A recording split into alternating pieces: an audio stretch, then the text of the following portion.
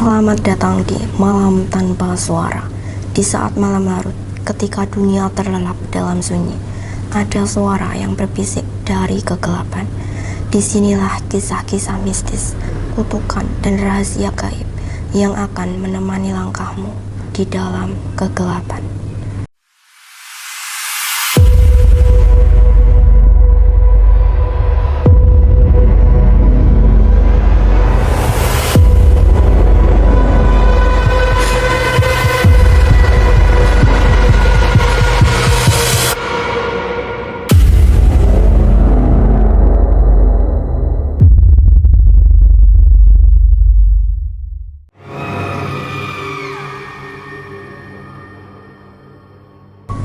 Di jalur lintas malam Sumatera, para sopir travel memiliki satu aturan yang jarang diucapkan. Jangan pernah berhenti jika seseorang melambaikan tangan sendirian di jalan sepi lewat tengah malam. Beberapa tahun lalu, seorang sopir travel malam bernama Herman mengalami kejadian yang mengubah hidupnya. Malam itu, Herman mengantar penumpang dari Medan menuju Aceh. Perjalanan berjalan normal hingga sekitar pukul 1 dini hari. Di tengah jalan yang sunyi, Herman melihat seorang perempuan berdiri di pinggir jalan.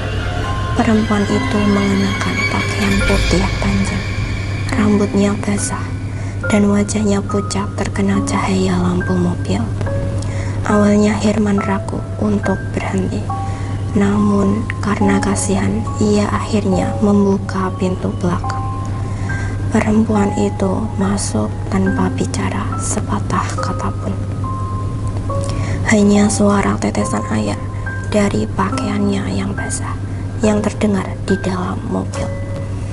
Herman mencoba bertanya tujuan penumpang tersebut, namun perempuan itu hanya diam sambil menundukkan kepala. Beberapa menit kemudian, suasana di dalam mobil mulai terasa aneh. Udara mendadak sangat dingin, kaca mobil perlahan berembun, dan radio mobil tiba-tiba mengeluarkan suara berisik. Herman mulai merasa tidak nyaman. Perlahan, ia melihat ke kaca spion tengah. Dan saat itulah jantungnya hampir berhenti. Wajah perempuan itu terlihat sangat pucat. Matanya hitam kusam dan senyumnya terlalu lebar untuk manusia. Namun yang paling membuat Herman ketakutan, kaki perempuan itu tidak menyentuh lantai mobil. Herman langsung menginjak rem mendadak. Dengan tangan gemetar, ia menoleh ke kursi belakang. Namun perempuan itu telah menghilang. Hanya tersisa kursi basah dan bau tanah kuburan yang sangat menyengat. Lalu tiba-tiba Herman langsung keluar mobil dalam ketakutan. Namun saat melihat ke arah jalan, perempuan itu sudah berdiri di depan mobil sambil menatap lurus ke arahnya. Keesokan harinya, Herman jatuh sakit selama berminggu-minggu, dan sejak malam itu ia tidak pernah lagi mengambil penumpang sendirian di jalan sepi setelah tengah malam.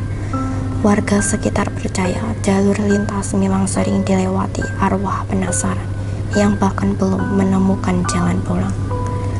Kau telah mendengarkan Malam Tanpa Suara, dan ingat, jika suatu malam ada seseorang melambaikan tangan di jalan sunyi, pastikan ia benar-benar manusia.